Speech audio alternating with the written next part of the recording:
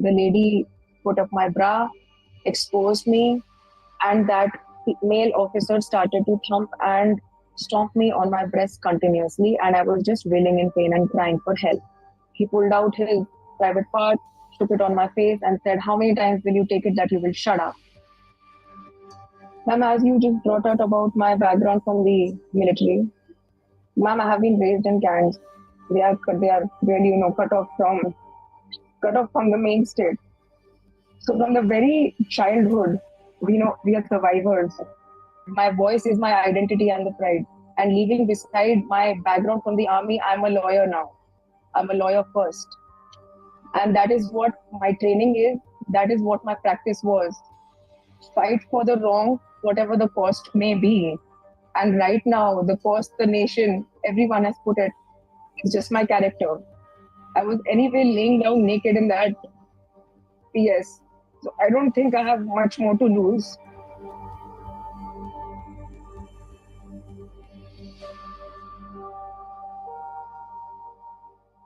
The whole country has been looking at the horror of what has unfolded in Odisha. And joining us now is Ankita Pradhan. She is going to, for the first time perhaps, narrate exactly what happened, what she went through, what she's feeling like, and what she's planning to do next. Now, Ankita is, of course, the fiancée of a serving army officer, but she's also a lawyer and the daughter of an army officer. Ankita, thank you for agreeing to talk to me. I know it's a very difficult and traumatic time for you, so I really appreciate your decision to come forward and talk. I want you to start at the very beginning. The fact is that you and your partner, you were out for the evening, and the problem begins when you run into a group of miscreants on the road. This is where this whole saga, your whole traumatic experience starts. Can you tell us what happened from beginning to end in your own words? Right, ma'am. So, ma'am, on the evening of 14th, I own a restaurant here in Bhubaneswar, which is just about 1 month old. And after debriefing my staff, it was Saturday to catch up with my friends. We had plans because earlier that night we had attended a comedy show by Upamanyu. And after coming from there, our friends had already planned to catch up in a pub. And so after I debriefed all my staff, and it was already late at night. It was 11:30, over 11:30. And then me and Gurvansh both went to that pub. We enjoyed ourselves like any individual does in a pub. Nothing great about it, nothing different, very usual. And then when we started back for home from there, that is when at on my way to my home, that is when there were these three vehicles, three four-wheelers, from which 10 to 12 men, just men came out and started to shoot on our cars and bang them and to really insinuate and instigate Gurvansh to get out of the car, which he did. And Who were after these men? Who were these men, and why did they stop your car? Why did they surround your car? Do you have any idea today? I have absolutely no idea till today. I have no answer for this. That who they are, their identity, I do not know. I do not know them from before, and I still do not know them. And as to their intention, as to why did what they did, that also is this. I mean, I do not know about it. I cannot answer for them. Why did they do what they did? They were seeming under the intoxication, under the influence, and just simple act by these youngsters that they do road blockage and just just trying to hoot around, ma'am. I wouldn't know what was their intention clearly. However, their actions, what they did, made Gurvansh get out of the car. And within a few minutes, there was pushing around that I saw. Until that time, even I know my rights and not to act like a fool, to go and engage into anybody like that. I'm no fool. I was sitting in the car. But of course, when I saw that he was being pushed around, I exited the car to to just try my luck that I'm a woman. Maybe looking at me, maybe getting seeing me come out, they will have some sense of grace and let us go. Let us just go our way. We were anyway doing. That is the usual road which I anyway take every day back from my restaurant to my home. So I saw no threat over there. But however, I was really proven wrong when I got out of the car. They started pushing me around too. And that is when I raised my voice. my voice is so because of the environment that I have been raised with. We watch no wrong. And also, after completing my law degree, I know my rights. And as a practicing lawyer, my voice is all that I have. My voice is my identity. So I told them also that whatever you're doing is not right. And now, as a female, I'm outside.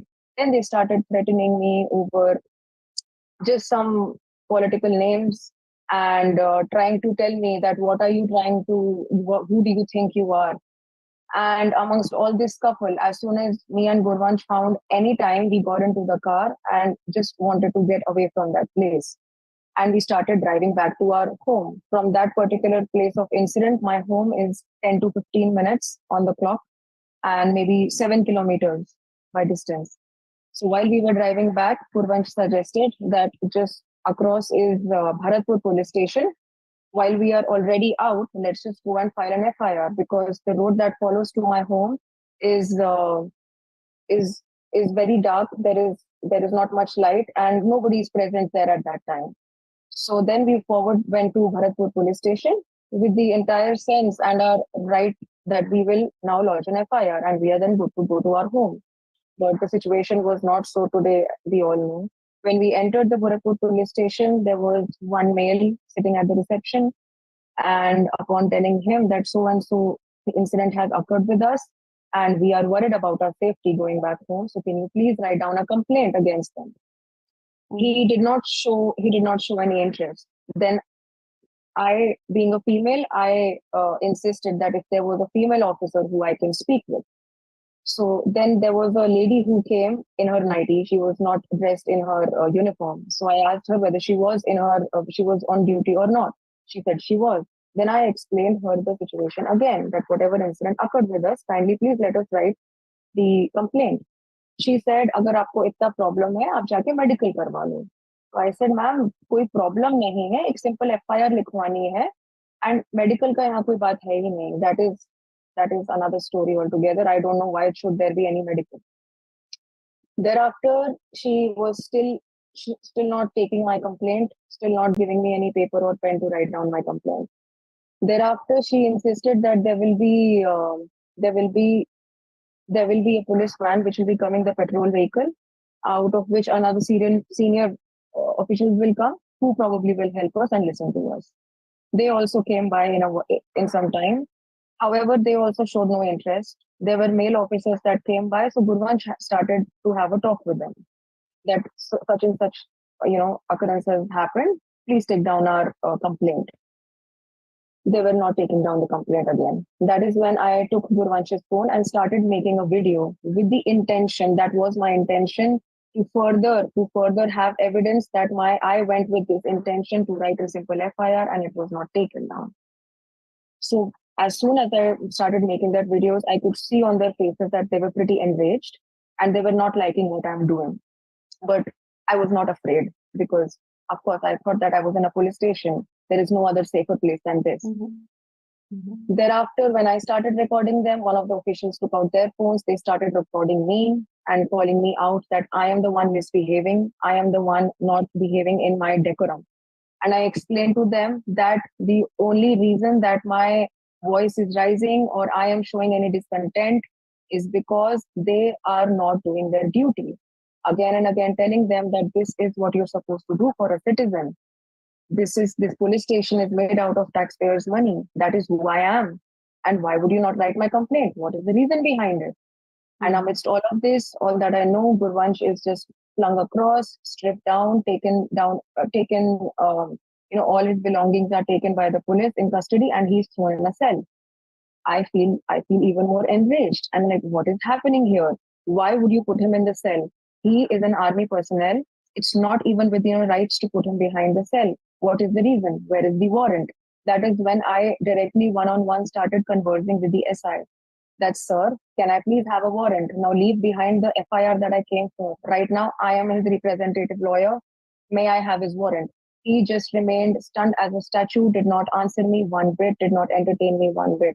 I kept on repeating these three questions. Why is he behind bar? Where is his warrant? What has he done? That is when even Gurvansh revealed his identity, that please check my iCard, which you have just taken into your own custody. Please cross-check that we are coming up with no lies. I am a serving Indian Army officer. You cannot do this. He did verify and check his ID card, verified his name, verified his facial photo. Even then, no such action. He remained inside, and that SI walks across the entire corridor of the police station and locks himself in a room, which in the video I think everybody has seen that I am knocking a door vehemently because there was an urgent thing required. Gurvansh kept asking me, call the SI. I was trying to call him. A simple thing could have been done is just heard me, but they did not. They locked themselves up. And when I went again back to Gurvansh to tell him that I still have my phone inside the car, I'll go and get it for you, get help, because that was the time I already knew that I or him are not safe here. There is just something really extremely criminal and illegal going on over here. Otherwise, why would anybody do such an activity after they have even verified his ID card? So I go inside my vehicle, lock myself up, charge my phone up to maybe 3 or 4%, bare minimum that was possible, and I secretly slipped it inside the cell to Gurvansh that start making calls. Watching this, I was pulled by my hair back and flung into the reception by a female officer and then thrashed and beaten. Then I asked them again, why are you doing this? What have I done? What have I done? Why are you treating me in this manner? And in this local language, in Odia, they were abusing me repetitively, calling me names, and not very good parliamentary language were they using for me. And that is when I told them, ma'am, you are a lady, you are in uniform, why would you such an act? And on this continuous act of me telling them what to do and they are not doing, they are not on the right direction, I was beaten even more. That is when a tooth out of my mouth fell out, which they disposed of, and my nose was continuously bleeding. Three females pinned me down, holding my hair, dragging me to a room. I kept on struggling, revolting through the corridors, trying to hold on to walls, trying to just hold on to their hands, ankles, whatever I could see, to just struggle my way out, because I knew that I'm just going to be thrashed even more. I don't know, I'll probably break bones, and I don't want any permanent damage to me. And that is when a female officer came at my neck, started to choke me down, and then I bit her to escape her. I told her that please don't do it. And then she tied me with my own jacket. My hands were tied behind with my own jacket, and one of the female officers' scarf was used to tie my legs, and I was thrown in the room and locked. And after a while, the SI I was previously talking to, who put Gurvansh into the cell, he came in. One lady came in. The lady put up my bra, exposed me, and that male officer started to thump and stomp me on my breast continuously, and I was just wailing in pain and crying for help, continuously screaming for more than 20 minutes. Then they exited. I was lying down crying again over there. Then after a while, maybe 30 odd minutes, the SI came, and watching a new face, I again told him the entire predicament that I'm going through. I told them what happened. He just had a good laugh, and he told me, what will it take for you to stop, while he was pulling up his shirt and pulling down his pants. And one of the ladies pulled down my pants. And in that disgrace, I had just pushed my face down on the floor. He pulled out his private part, shook it on my face, and said, how many times will you take it that you will shut up? And then he just left the room. And that time the room was not locked. I was just crying there, praying that I hope it doesn't go further than this. I cannot take this. And maybe in another 10 odd minutes, I saw Gurvansh there at the door, and I told him, please untie me. And then he took me. We both went and sat again at the reception where we were sitting initially 4 hours back. I told him the entire situation. I pointed out at the IIC's shirt that there are my blood stains on him. So there is no way that he's going to say that he did not do what he did. He was closely there present with me doing what he did, as I said. And there was another female officer who had my blood stains on her uniform. Upon telling all of this, Gurvansh then went inside the IIC's office, where now an ACP was seated. He was there with him for some time, and thereafter I was just sitting there alone, crying, not trying to really evaluate the entire night and situation, that what really happened. I just came here to give an FIR. what even, what did it, what has gone down? Why did this happen to me? What have I done? I didn't come with any arms or ammunition. I was no threat to them. Why was I beaten up like that? Why was I treated like a terrorist? Why was I sexually assaulted and molested? All these questions were just spiraling down my head continuously. That is when Gurvansh came out, and I told him that I don't feel well with immediate medical assistance is what I need. My heart palpitations were high. I was facing extreme nausea. And then I told him that I would like to now go inside. Maybe if I present myself to the ACP inside, he will probably take the matter seriously and I'll be sent to the hospital. I went inside, told him whatever went down. He also laughed at me and asked me very rudely to just go sit out. I said, Sir, I don't mind sitting out. I need medical care and attention immediately. Sir, I'm in your police station. Please do something. I was taken out, and after half an hour in their PCR vehicle, I was taken along with four women, a male officer, and a driver, and Gurvansh to some hospital. Some hospital which is just close by to this Bharatpur police station, maybe about in 5-6 kilometer distance. And there I was taken and examined. I thought I'm going to receive treatment, but I was only examined over there with all the cut marks that were there all along my body. That was scripted down by the doctor. It was all in review.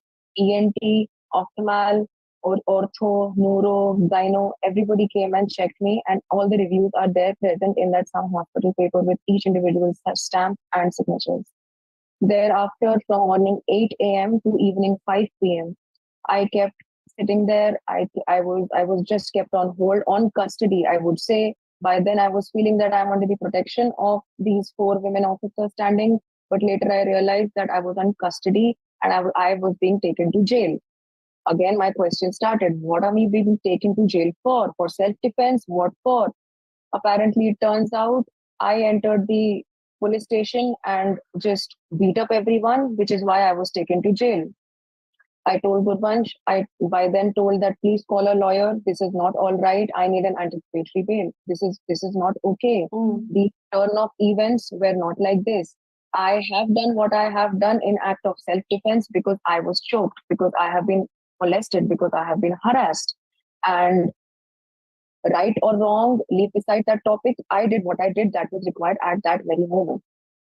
Thereafter, I was taken to Capital Hospital at around 8:30 p.m. from the Bharatpur police station. Now I was alone in the police PCR with the four other female constables and one male officer, and the driver, the Gurvansh, was not with me.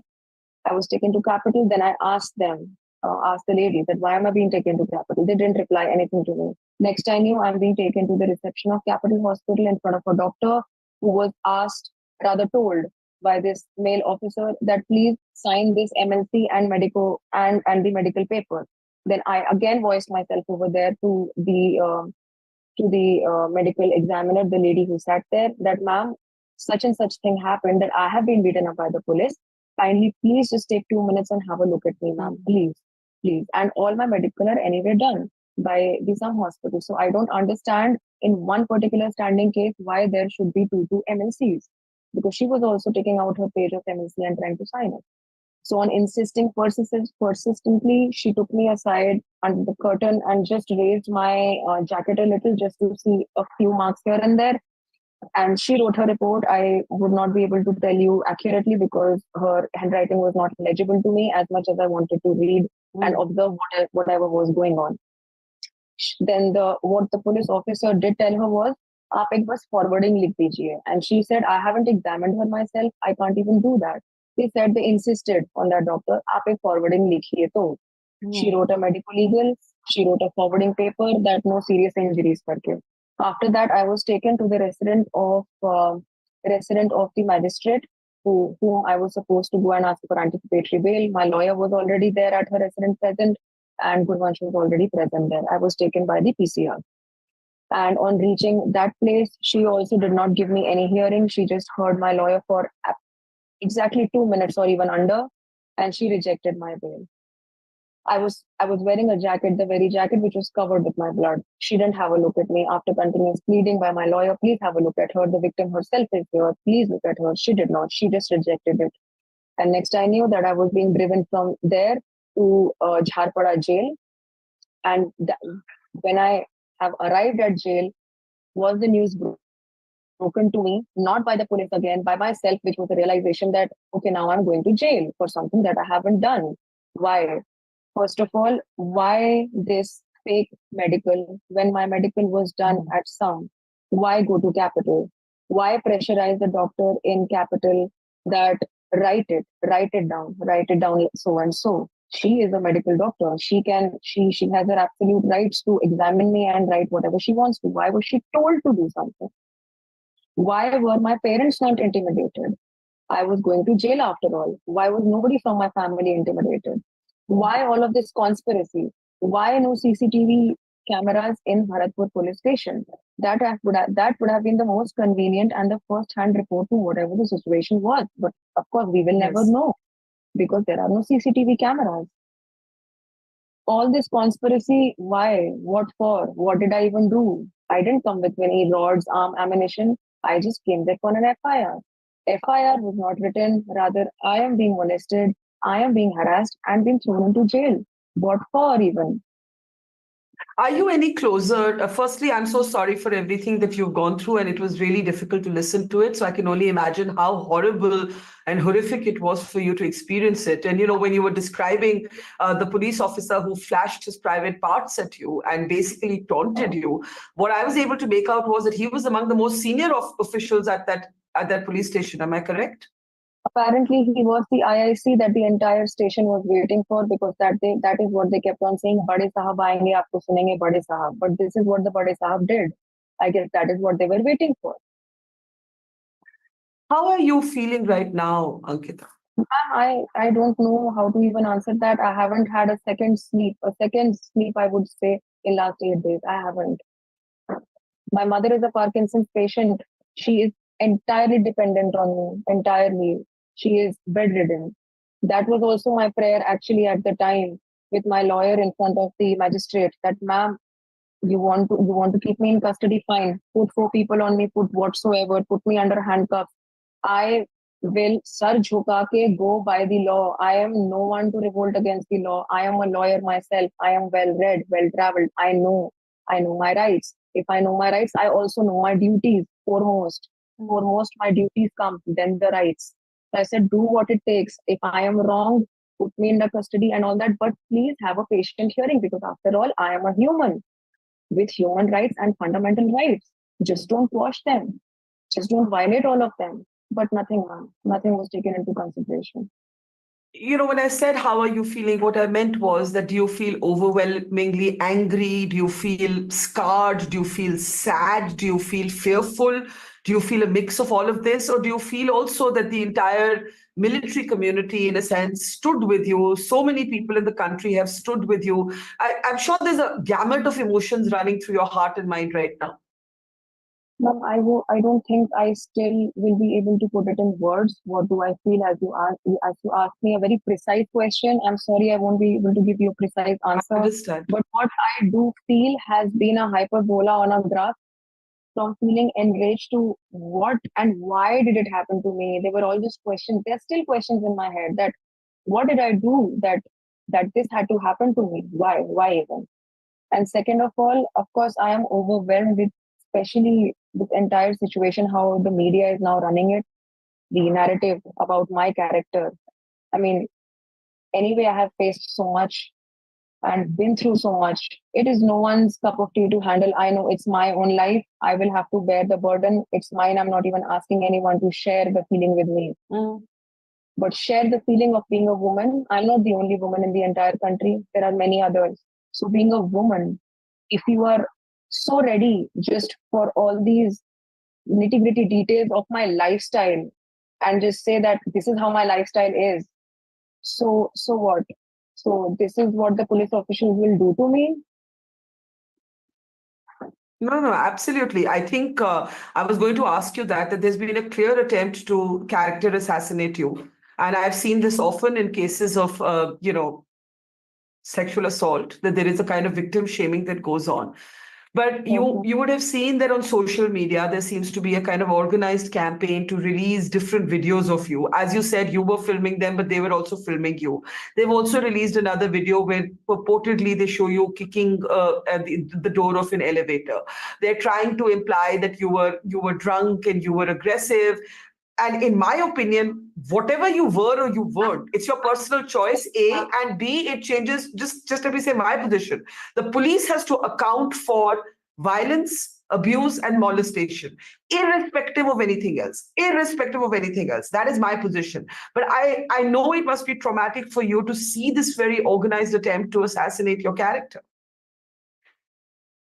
yes, ma'am. As many as my friends or supporters would tell me that these things don't matter. Superficially, maybe I look like it don't matter. It does. It does. Watching myself just being framed like that, very in a very manipulative manner. Just 2 seconds and 3 seconds of me doing something over and over and over again. That is not right, ma'am. That is, I mean, I don't know how to react over it. I don't know what to feel about it, ma'am. Do you worry that there is a narrative or a counter narrative being built because the police has also launched a protest? The retired police officers have issued a statement. You're being, in that horrible way, morally judged, which I think is absolutely Honest, unacceptable. ma'am, to be honest, I'm just steadfast and my focus is only about my complaint and the justice being brought to me. What who anybody else, other agency, organization are doing, I would not know, and I really don't want to even know because my aim and focus is just about what really happened and how the course of action the law will take. Because my entire faith is always with the judiciary and with all the pillars of this country, whether it be executive or legislative or judiciary. You have met with the chief minister. Have you been assured justice, institutional justice? Yes, ma'am. The Honorable Chief Minister has told me that a judicial inquiry be done, be initiated, ma'am. Let me ask you, Ankita, in the end, as I mentioned in my introduction, you are the daughter of a soldier. You're in a relationship with a soldier. Your father served in Kargil. The military community, in fact, the first way I found out about what had happened to you was through my, through friends in the army. And the military community in particular has been very upset. I've been seeing some very powerful videos by young women who are Fauji girls saying that this is what the Forge stands for. This is what we were taught. We were brought up to be strong women. I want you to Yes, talk a little bit about what's happened here, because the fact is that at some point the police knew that Gurvansh was a serving army officer, and that did not stop them from doing what they did next. And I'm sure there's a larger sentiment about that this you is went through clear. as well. I'm Yeah. saying that whatever you just enunciated clearly just showed that dadagiri, and that's the prime and exact word that I want to use against those 7 people, ma'am. You wear a uniform, you have duties coming with that uniform, you have responsibilities with that uniform, and it's just not to flaunt around that I am so and so. No, it's not. Me telling over there that I am a lawyer was not a flaunt. Me telling them a lawyer was that I know things, I know my rights, I know what you're doing is wrong, and that is what enraged them. That is what made them beat me up. But why? What for? Yeah. Having a voice is a problem because I'm a woman. Is that so? Yeah, absolutely. Last word to you, Ankita. What would you like to say? Are you determined to fight this through? What would you like to say to other women who may have found themselves in your position at one point or the other? Ma'am, as you just brought out about my background from the military, ma'am, I have been raised in gangs. They are really cut off from the main state. So from the very childhood, we know we are survivors, right? And we are we are taught, not trained, because I am no army personnel. We are taught, we observe and we learn that watch no wrong, fight till the time that wrong becomes right, whatever the cost may be. So that is our proud medal that we wear. It's no complaint. That's a proud medal that we wear because that is where our confidence comes from. That is where our fight comes from. That is how we are survivors. Every individual from whether the Indian Army, Air Force, or the Navy, the children brought up in that particular environment, they're all fighters and survivors, ma'am, and I can vouch for that. So if having a voice is the very problem, I don't see it as a problem. That that my voice is my identity and the pride. And leaving beside my background from the army, I'm a lawyer now. I'm a lawyer first. And that is what my training is. That is what my practice was. Fight for the wrong, whatever the cost may be. And right now, the cost the nation, everyone has put it, it's just my character. I was anyway laying down naked in that PS. So I don't think I have much more to lose than I already have, mentally, physically. And that scar is my burden to bear, and it will remain with me forever, forever. I come out strong because I know I have to look after myself in this world. So just because my voice is crystal and it holds affirmation, I don't think I'm in any wrong, man. This is what I have been taught, to fight against any wrong till the time it is right, whatever the cost be. But there are also so many people standing with you, shoulder to shoulder. Yes, I'm so ma'am. sorry that you're. And I'll forever be grateful till the end of my life for the support that I have, man. Who understand me. It's just not a bias support or anything. They have understood the situation. They know the truth, because at the end, only truth prevails and nothing else does. And you're determined to fight this to the end? Absolutely, ma'am. I'm so sorry. You seem so heartbroken, and I can only begin to imagine what you're feeling right now. Yes, ma'am. Thank you, Ankita, for sharing what happened to you with us.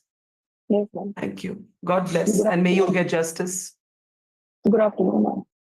Thank you. It's great to see you here. Thank you for watching our work.